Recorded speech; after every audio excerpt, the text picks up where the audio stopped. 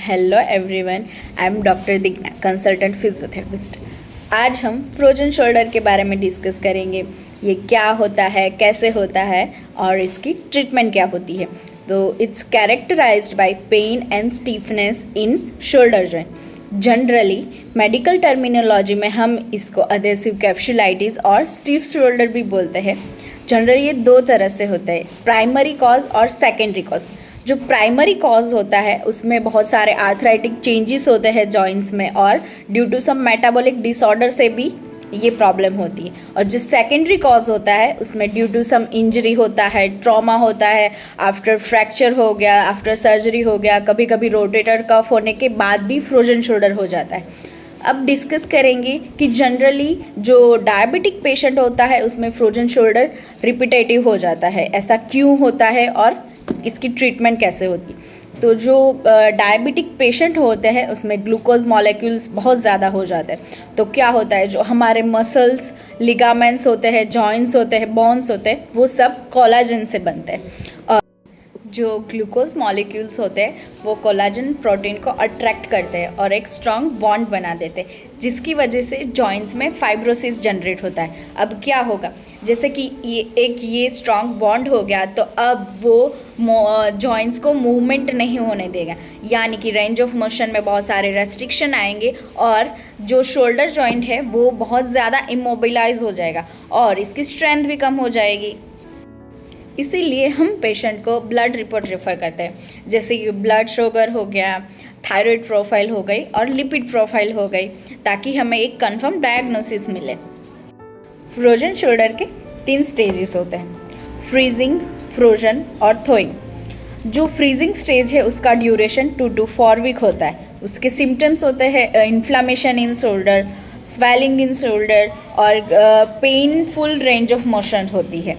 वो initial stage होता है फ्रोजन शोल्डर का। जो फ्रोजन वाला स्टेज होता है वो 4 to 9 वीक तक चलता है। उसके सिम्टम्स में रेस्ट्रिक्टेड रेंज ऑफ मोशन होती है, जैसे कि फ्लेक्शन, एक्सटेंशन, अबडक्शन, अडक्शन और इंटरनल एक्सटर्नल रोटेशन। जो थोइंग स्टेज है वो फ्रोजन शोल्डर का रिकवरी फेज होता है। उसमें पेशेंट्स जनरली कंप्लेन करते हैं कि हाथ ऊपर जाता है बट नीचे आने में प्रॉब्लम होती है। उसमें बहुत ज़्यादा वीकनेस होती है शोल्डर जॉइंट्स में। इसका ड्यूरेशन 10 to 12 वीक होता है, कभी कभी 1 साल से ज़्यादा भी हो जाता है रिकवरी में। कौन सा स्टेज है ये जानने के लिए हम एक्सरे करवाते हैं। एक्सरे में कभी कभी एडिशन फॉर्मेशन भी होता है, कभी कभी ऑस्टियोआर्थराइटिस भी होता है। और फिज़िकल थेरेपिस्ट जो होते हैं, फिजियोथेरेपिस्ट होते हैं, वो फिज़िकल एग्जामिनेशन भी करते हैं। अब फिज़िकल जो एग्जामिनेशन होता है वो जनरली हम 2 तरह से करते हैं। एक तो स्पेशल टेस्ट परफॉर्म करते हैं और दूसरा उसकी रेंज ऑफ मोशन चेक करते हैं। अब जो एक्टिव रेंज और पैसिव रेंज होती है वो बहुत ज़्यादा रेस्ट्रिक्टेड हो जाती है। तो जनरली फर्स्ट हम एक्टिव रेंज ऑफ मोशन और पैसिव रेंज ऑफ मोशन को कंपेयर करते हैं और उसके अकॉर्डिंग स्पेशल टेस्ट परफॉर्म करते हैं। अगर पेशेंट में active range of motion passive range of motion के इक्वल होती है तो 90% ऑफ द केसेस में 100% फ्रोजन शोल्डर ही होता है। और जब एक्टिव रेंज ऑफ मोशन बहुत मिनिमल होती है और जो पैसिव रेंज ऑफ मोशन जो थेरेपिस्ट पेशेंट को करवाता है तब रेंज ऑफ मोशन अच्छी होती है, उस टाइम पे रोटेटर कफ होने के भी चांसेस है। तो कभी कभी ऑर्थोपेडिक स्ट्रॉन्ग इन्वेस्टिगेशन के लिए एमआरआई भी सजेस्ट करता है। एमआरआई में कभी कभी इम्पेजमेंट भी शो होता है, आर्थराइटिस होता है वो भी शो होता है, और फ्रोजन में कौन सा स्टेजेस चल रहा है, अधेशन फॉर्मेशन कहाँ है, कैसे है, वो सब इन्वेस्टिगेशन एमआरआई के थ्रू होते हैं। अब हम बात करेंगे इसकी ट्रीटमेंट के बारे में। फ्रोजन शोल्डर के केस में फिजियोथेरेपी का बहुत बड़ा रोल होता है। जो फिजियोथेरेपी होती है वो 2 तरह से होती है, इलेक्ट्रोफिजियोथेरेपी और मैनुअल फिजियोथेरेपी। जो इलेक्ट्रोफिजियोथेरेपी होती है उसमें हम आईएफटी, अल्ट्रासाउंड, शॉर्ट वेव डायोथर्मी और कभी कभी टेंस का भी यूज़ करते हैं। जब रेडिकुलर पेन होता है, पेशेंट कंप्लेन करता है मुझे नेक से लेके फिंगर्स तक रेडिएट होता है पेन, तब टेंस का भी यूज़ करते हैं। जो इलेक्ट्रोफिजियोथेरेपी होती है वो हम पेन रिलीफ के लिए देते हैं, बट जो एक्चुअल वीकनेस होती है वो स्ट्रेंथ कम हो जाती है और जो range of motion motion restriction हो जाती है, उसके लिए मैनुअल फिजियोथेरेपी का बहुत बड़ा रोल होता है। जो मैनुअल फिजियोथेरेपी होती है उसमें सबसे इम्पॉर्टेंट रोल आता है मोबिलाइजेशन का। तो मोबिलाइजेशन में एक्टिव मोबिलाइजेशन और पैसिव मोबिलाइजेशन होता है।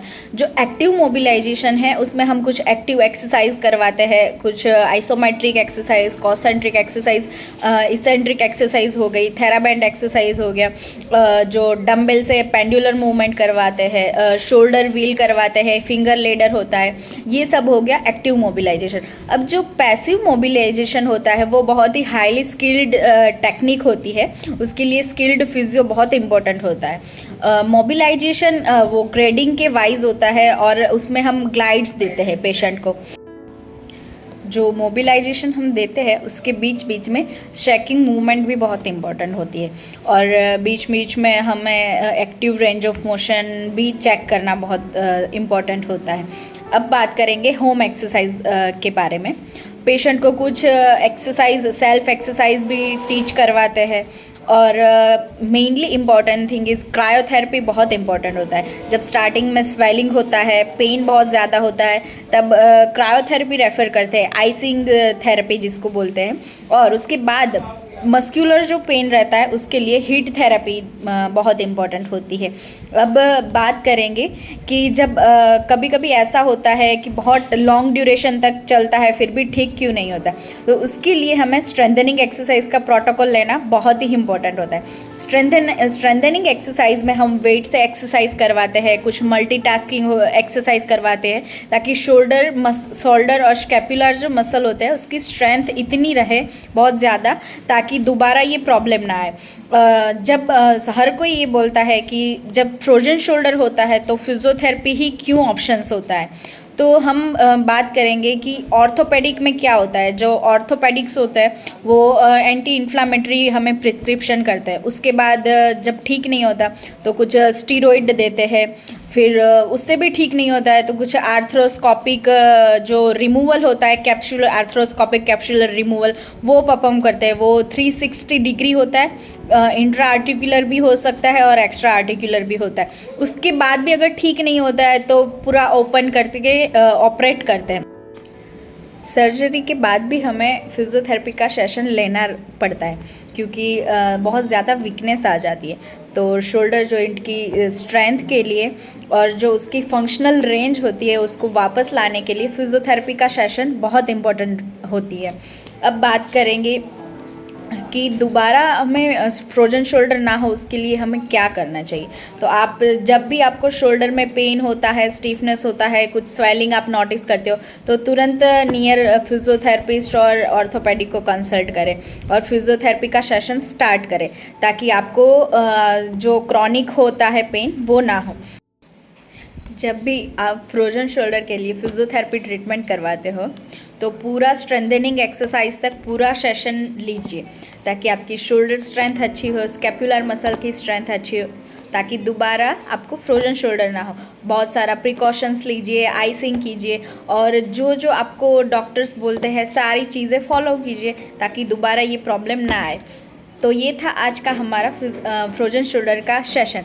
मैं आशा करती हूँ आप सबको बहुत अच्छे से समझ में आया होगा। तो अभी आपको अगर फ्रोजन शोल्डर है, आपको पेन किलर्स अवॉइड करनी है, सर्जरी अवॉइड करनी है, स्टीरॉयड के इंजेक्शन अवॉइड करने हैं, तो आप एक बार फिजियोथेरेपी ज़रूर ट्राई कीजिए, आपको 100% अच्छा रिजल्ट मिलेगा। Have a good day everyone and मिलते हैं हमारे नेक्स्ट वीडियो में।